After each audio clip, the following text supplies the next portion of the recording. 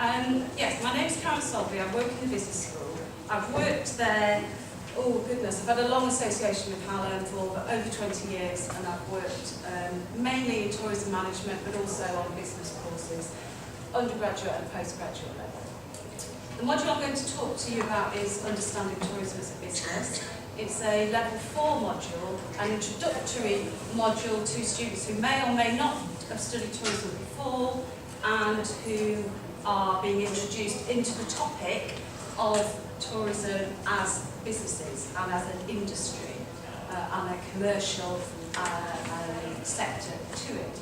So you're probably all thinking, tourism management, that's probably about going on holiday. She could probably book me a really good holiday, couldn't she? And a lot of the students arrive, believe it or not, believing that that is what they're going to learn, how to be good bookers of holidays and how to travel the world in style. That is not the case. The title of my little presentation today was All Aboard. I do a seminar in the train station, in Sheffield train station.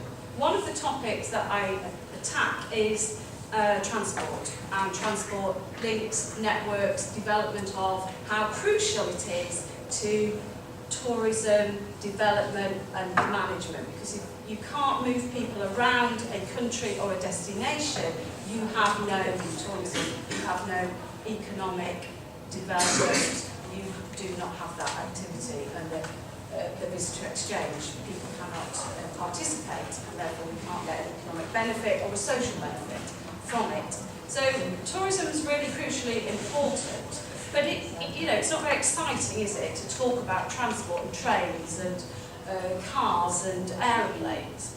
So to try and get across the idea that transport is really a network and it has to have lots of people involved in it, public sector and businesses, to develop a network.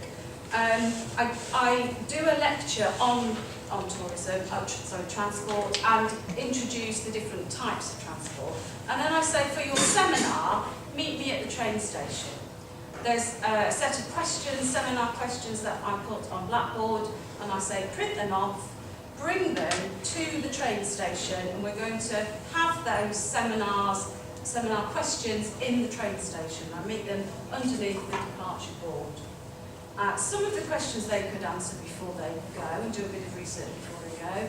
But when we are there, they are answering the questions, and they come and they meet me back there at a cafe, at a table at certain times, and they're working in groups and they're going around having a look at the train station and from a different perspective. They've been through it a million times, but now they've got to think about how do you manage all of these thousands of people getting around South Yorkshire and using the train station as a hub, and how to do it, and what agencies are involved in providing that transport network for people to use.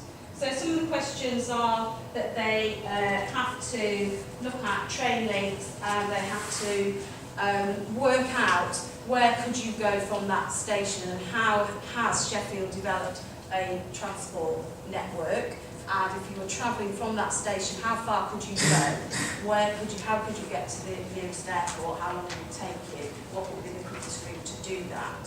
So the links that they have to try and almost a bit like those charity challenges. They have to work out how far they could go in the shortest space of time from Sheffield train station. And they have to go and ask somebody to do that, or they have to get on their phones and research it. They also have to look at the integration with the modes of transport and the stations themselves, the quality of the experience at the station, which has improved massively.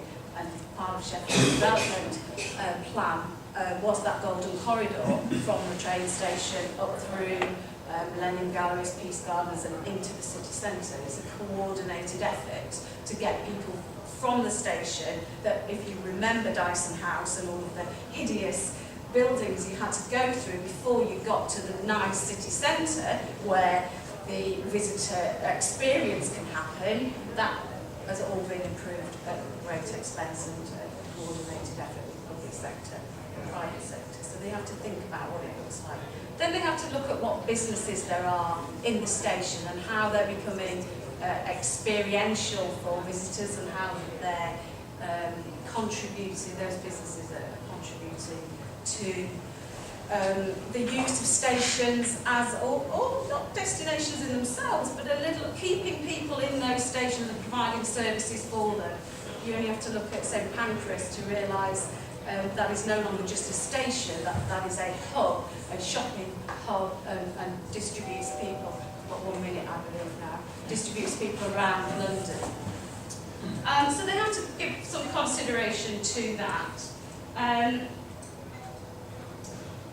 they have to work out, it's incredibly boring, isn't it, but about signage. Signage is crucially important in the visitor economy and for tourism. If you can't signpost people, then you're failing and you've got lots of people walking around not knowing where to go and making the maximum usage of your facilities. So they have to look at signage in the train station, and they can only really do that if they are there. They can't really do it in the classroom. I can show them on a picture in the classroom a little bit more. They may as well be there and then start to look, and it's amazing what they see when they're there that they have never seen before. The benefits are it's a bit of fun. They think, what, really? You want us to go to the train station? It's just down the road. We can actually be there. They all turn up. They think it's quite, what's going to happen, so they're interested, they go. They don't think, oh, well, I'm not going to go do that. They're engaged. They go, they do the questions. It's an actually nice, informal relationship building exercise, because we can have a bit of time. If they're not rushing off to another class, we can sit and have a coffee, and a couple of students do hang around afterwards. I've done it 3 or 4 times now. And they sit and have a coffee with me, and I go, did you think about this before when you've been through a train station, what's involved? Never thought about that. Oh, thank you. 7 minutes. Very, very much.